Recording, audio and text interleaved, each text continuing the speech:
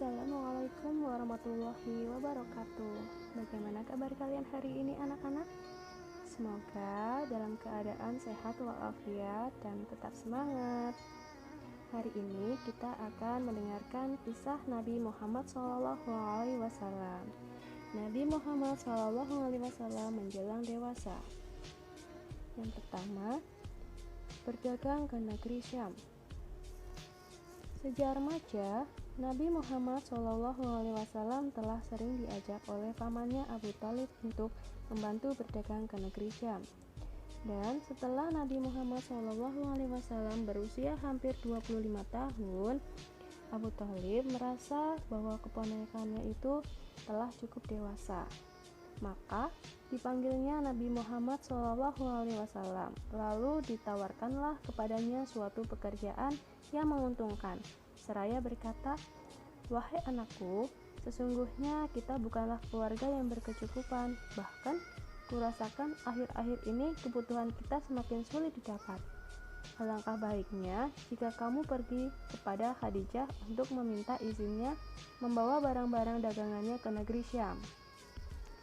Mudah-mudahan dari usaha itu kamu akan beroleh keuntungan yang besar."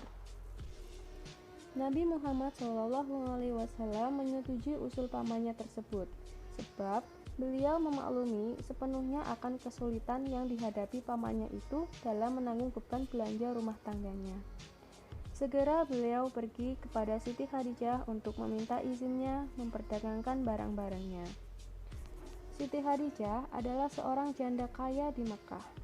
Dia dikenal sebagai wanita Quraisy yang mulia karena keturunan dan akhlaknya. Ia adalah wanita budiman, gemar membantu sesamanya, dan senantiasa menjaga kehormatan dirinya, sehingga mendapat gelar At-Tahirah atau wanita suci. Menanggapi permohonan Nabi Muhammad SAW, Siti Khadijah tanpa pikir panjang langsung menyambutnya dengan senang hati, karena ia telah cukup mengenal Nabi Muhammad SAW sebagai pemuda yang ramah, jujur, dan sopan santun. Maka berangkatlah Nabi Muhammad SAW ke negeri Syam, ditemani oleh Maisyarah, budak Siti Khadijah. Pulang dari Syam, Nabi Muhammad SAW memperoleh keuntungan amat besar yang cukup pernah dicapai oleh para pedagang lain. Siti Khadijah amat kagum terhadap pemuda Muhammad SAW. Lebih-lebih ketika ia mendengar sendiri dari Maisyarah bahwa bagaimana agungnya perangai Nabi Muhammad SAW selama di perjalanan maupun ketika berdagang, maka berubahlah rasa kagum itu menjadi rasa cinta. Nah, selanjutnya pernikahan Nabi Muhammad SAW dengan Siti Khadijah. Hubungan perdagangan antara Nabi Muhammad SAW dengan Siti Khadijah akhirnya diteruskan ke jenjang perkawinan. Rupanya Allah Subhanahu wa Ta'ala menghendaki demikian, karena ada banyak hikmah di balik itu. Dalam suatu upacara yang sederhana, dilangsungkannya akad nikah antara keduanya. Suatu pernikahan yang telah menoreh lembaran sejarah Islam. Ketika itu, Nabi Muhammad SAW berusia 25 tahun, sementara Siti Khadijah telah berusia hampir 40 tahun. Perkawinan ini membuahkan 4 anak putri dan 2 orang putra, masing-masing Zainab, Ruqayyah, Ummu Kalsum, Fatimah, Qasim, dan Abdullah. Tetapi atas kehendak Allah Subhanahu wa Ta'ala, kedua anak laki-laki beliau wafat ketika masih kanak-kanak. Selanjutnya, Nabi Muhammad memperoleh gelar Al-Amin. Ketika Nabi Muhammad berusia 35 tahun, di Makkah terjadi bencana banjir, sehingga merusakkan sebagian dinding Ka'bah. Setelah usai bencana, kaum Quraisy beramai-ramai memperbaiki dinding Ka'bah yang runtuh itu. Pada saat pekerjaan telah selesai dan tinggal Hajar al-Aswad atau batu hitam yang mesti dikembalikan di tempatnya semula, terjadi perselisihan di antara mereka. Masing-masing suku ingin memperoleh kehormatan dengan meletakkan Hajar al-Aswad itu di tempatnya.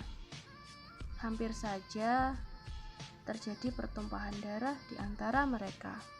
Tetapi tiba-tiba salah seorang berkata, "Wahai kaumku, janganlah kalian saling bermusuhan karena ini.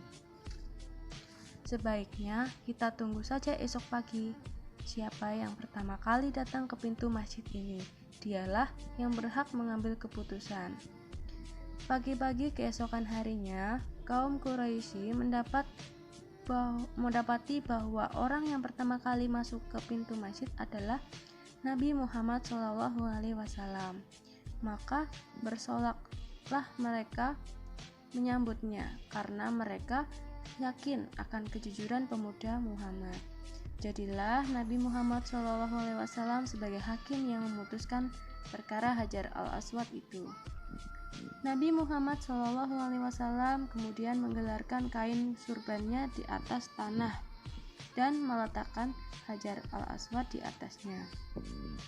Lalu kepada masing-masing kepala suku, beliau memerintahkan untuk memegang tiap-tiap ujung kain itu dan mengangkatnya.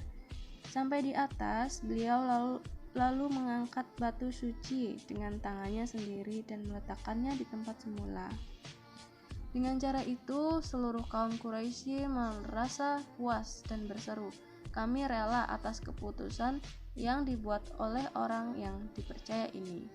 Sejak itu, Nabi Muhammad SAW mendapat gelar Al-Amin, artinya yang dipercaya. Nah, itulah kisah Nabi Muhammad SAW menjelang dewasa.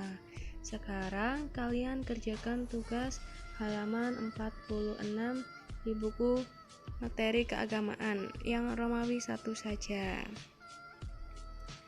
Waktu itu lebih mahal daripada emas. Sekian dulu dari Ibu.